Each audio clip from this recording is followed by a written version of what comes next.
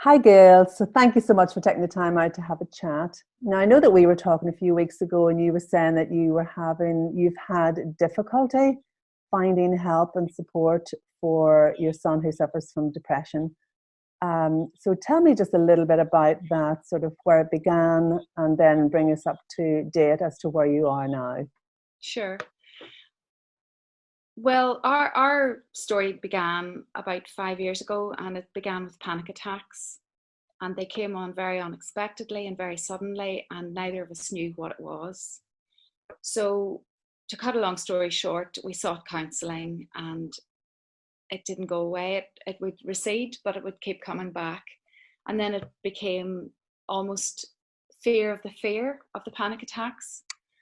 And then, we kept trying to push through. We went to the GP, and the first consultation was very good in terms of, you know, they tried to say, well, maybe it's a phase and it's sort of hormonal and it'll pass.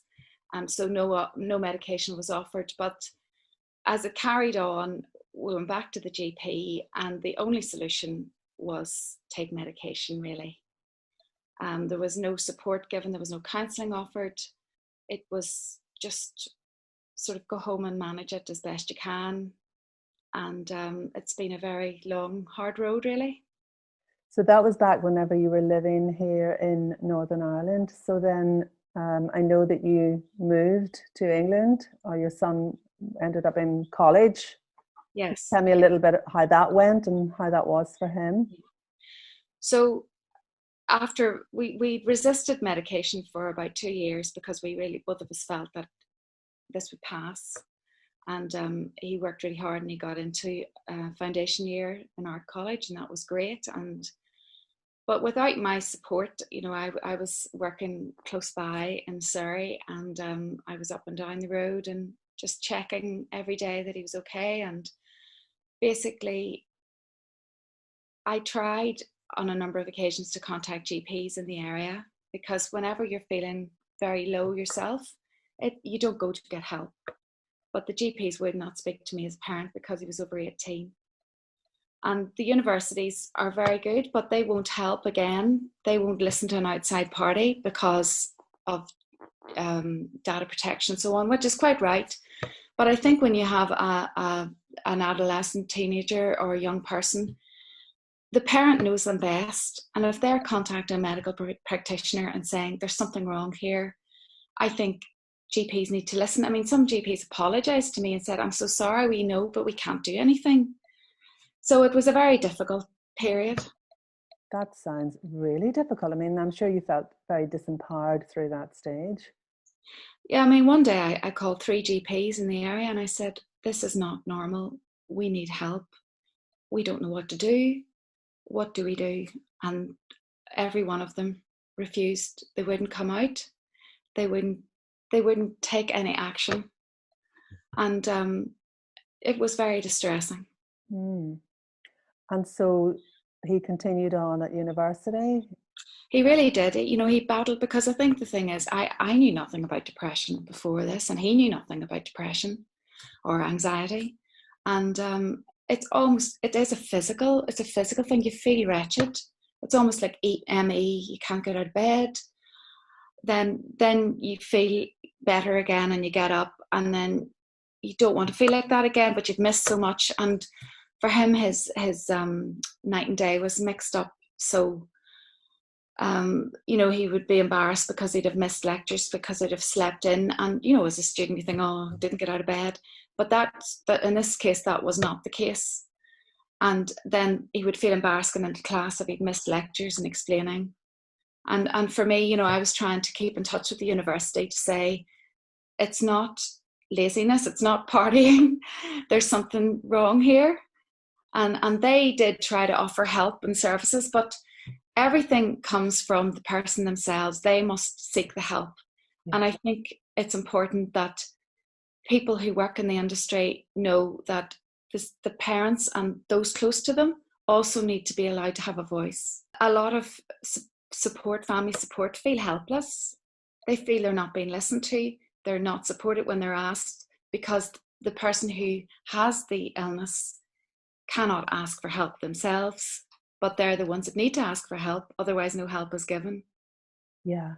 So then what happened while he was at university? So got through foundation year, and basically we got his lectures and the pastoral team on board there, and they were fantastic, but they were only great because I kept them informed. And I think for any of your viewers that have a child or a young person at university, don't think they're off to university, oh, they're not calling because they're having a great time. That's not always the case. And I've spoken to quite a few parents now that would say that always make sure someone's checking on them. You don't, obviously you want them to grow up and you want them to have independence, but sometimes they're concerned about things and they won't talk about it, and you need to make sure they're okay. So if that happens, stay in touch with the university to let them know, there is an issue. And the universities, because of the problem with mental health in universities, they are beginning to take more of that stance on board, that they're more proactive. So anyway, he got into university then after foundation year, and it was all very positive. I'm going to get over this. But it started again. And then trying to get help again in a different place. And both of us were tired out at this point, and he was very exhausted. And my heart used to go out to him because he was trying so hard. But again, there wasn't a structure of help put in place. There would be maybe consultations. They would say, meet us at 2:00 on Wednesday. If you're feeling terrible, you're not able to get up to have that meeting at 11:00. It's just not physically possible. And for you and I that don't suffer from anxiety or depression, you think, oh, for goodness sake, get out of bed, set your alarm. But I've come to realize, and it's really humbled me, it's not something that you just snap out of. It's not something that normal parameters don't work. And so then what was the outcome in that? Was he able to finish the year? What was the outcome? So first year, we got through first year, and then the summer he stayed where he was at university, and the plan was to get a job, summer, usual student transition.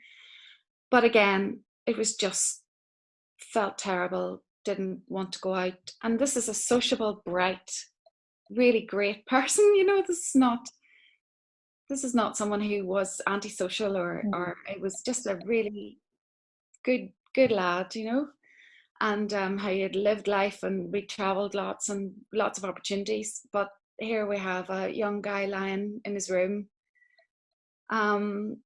really heartbreaking. So in the end, I just started to pay. I asked and asked and asked for help, and there was always some excuse about why it wasn't available. There was no funding, couldn't happen unless he requested it, and so on and so on and so on.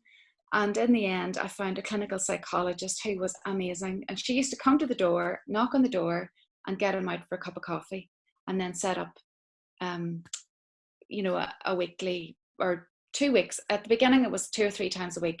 And I think that is the focus that's needed. It's intense focus at the beginning. And, but, the pot of money runs dry after a while, and we got into thousands of pounds, and still things weren't sorted. And it just got to the point where it just could not go on. There was a certain amount of progress, but it wasn't better. Okay. So at that point, we decided just stop university, we have a break, and the university were very supportive. They've kept us place, and just have a complete break and see, can we heal just with no pressure? Yeah. So was that when you decided to move back to Fermanagh? Yeah, well, it was difficult for me because I had a really excellent job. I was teaching in a private school in the Surrey Hills, if you like. So, I had an absolutely amazing job. I really loved it. And I was also providing all the funds for everything. And, we all have bills we have to pay. So I wasn't able to come back right away, but we've good family support here. So my son came back, and we tried to keep the connection with the clinical psychologist via Skype, but you really need somebody on the ground, and you need physical contact with people. So by the time we got a few months into this, I realized this is just not working. I need to be there. And so I gave up my job and I came back, and I've been trying really hard ever since. So it's almost a year now. I've been trying really hard to get help. So initially we felt, we felt this was more of a clinical problem now rather than just a feeling, an emotional one. So I tried to find a psychiatrist just for medication, because we decided medication was needed. And we were told by the GP that he didn't know any, that we'd have to Google one. And it was just very distressing. And then I started looking and then calling. And I literally would spend days on the phone just calling, trying to find psychiatrists. And it turns out in Northern Ireland, we have very few of them. They either work attached to a hospital. Some of them are overbooked, like all medical practitioners that we'd seen. And in the end, I called a psychiatrist. Someone had given me the name of and the number of, and he was retired, and he was actually on a golf course in England when he took my call, and he gave me the number of someone else. And in Galgorm and Ballymena, you can book a private psychiatrist if you need an appointment urgently. But in the end, I got one through the NHS here. But again, the experience was so disappointing. And when you say disappointing, what does that mean? Well, literally, so you have a young person goes in to see a medical professional. It's quite scary. No one wants to go on medication, especially not a young person who wants to get on with their life. And you go in and they talk through everything, and then they say, okay, well, we can give you this medication. It'll take 3 months to kick in, and passed over a photocopied sheet with a website where you can go and get counselling help. That was it. So whenever we were chatting, you were saying that you just found it, whenever you were, back here in Fermanagh, you found it really difficult to see where to find the help. Was there that there wasn't sort of a central place where you could just go and look and tap into who's available? No, a lot of my discovery was through discussion with people. So it began with the GP, and then I went back to another GP in the practice, and he was an old family friend really, and he was very good because he pointed me towards the crisis mental health team. So I called them, and there was one particular day that I needed to talk to them, but they're only open 9 to 5. So you have a crisis and it's 9 to 5, or another time it was a Saturday morning. So what do you do on a Saturday morning? So I have a huge garden here, and I enjoy being out in the garden and working. So I would sort of phone, and then you just don't know what to do. Yeah. So you go out and you do another bit of digging in the garden, and then you think, okay, I'll call this person. So to get the number for Action Line, I think I had to listen to the recorded phone call 4 or 5 times because I was shaking myself. Yes. I'm very lucky. There's been no suicide attempt. And I know families that have gone through that. But you don't know how far you are from that. Yeah. And you don't know the trajectory of things. And mental health really needs focused intervention. Yeah. And that would be my message. Focused intervention. And no excuses about funding or, it's robbing us of our economic workforce and of our families. And I feel if the finance is put into it, it can be turned around. It can be turned around in a much shorter time than it's being done at the moment. And also it has less impact on the person themselves and on families. So, and I know that you then have just taken things into your own hands in the sense that you thought, right, okay, I need to do something about this. So what have you done in relation to your situation? So I began as I discovered, you can get psychiatrists there. You can find psychologists there. I went to a mental health summit in Croke Park in September. It's an annual mental health summit, which was excellent because people do recover, which is great to know. And I just started to compile a directory. And I started to look around Fermanagh, and there is a lot of help for people who have mental health problems in Fermanagh. But my finding was that no one spoke to each other, and also there was no central directory or no helicopter view, if you like. So I created a directory which outlines emergency help, local places you can go to get help, spiritual help, because for me my faith has been very important, and we're not all just what we see on the outside, and so various churches and so on also offer help. There's alternative therapies, for example massage is very helpful. Some people go to for herbal treatment. There's a whole range of help there. So I compiled a directory basically. Is that something that you would like to expand on? Absolutely, because I'm learning as well. So as I started researching, and I looked on the NHS site, I looked on local sites, and as people recommend people to me, all I can do is put the numbers and the names down. I don't know.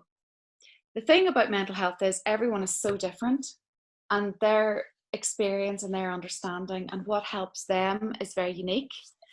But at least it's somewhere for people to start. So I'm not recommending anything on this directory. All I'm giving people is a number and a name and a place to start. Because the last thing you want to do is stand out in your garden and not know who to call. And even Action Line, they were excellent, but they're not in the house dealing with this day in, day out.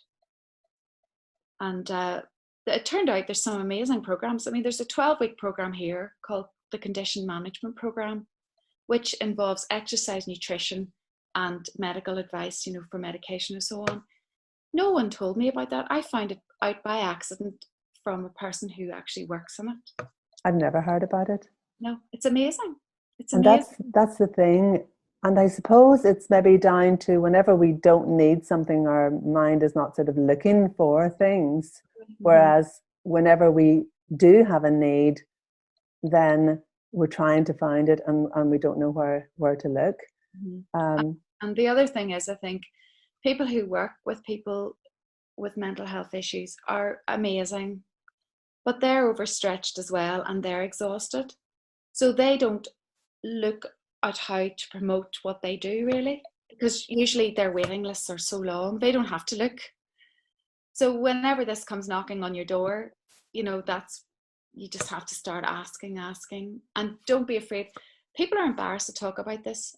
So many people are suffering at home.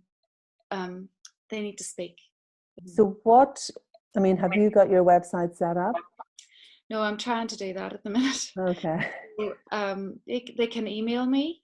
Okay. Well, I'll put your details in the description, underneath the video. So if anybody wanted to contact you or even have a chat, or even, what I'd love to see is for people to send information, about their service or whatever they have to offer and add it to your database. Absolutely. And I have spoken to the NHS, I've spoken to the health minister and the mental health minister, I've sent documentation, I've had replies, and there is a new mental health strategy supposed to be rolled out at the end of 2020 for the next 10 years in Northern Ireland, which is positive. But in my opinion, it's a bit late. And also because of COVID now, it's been pushed back. So don't wait. My message is do not wait. Get in touch, and I'll certainly try and put you in the right direction. And as soon as I get this directory online, I'll pass out the details. Yeah. Well, that's brilliant. Well, listen, thank you again so much, and we will be keeping in touch. And have a great day. Thank you very much. Okay. Bye, Gail. Bye.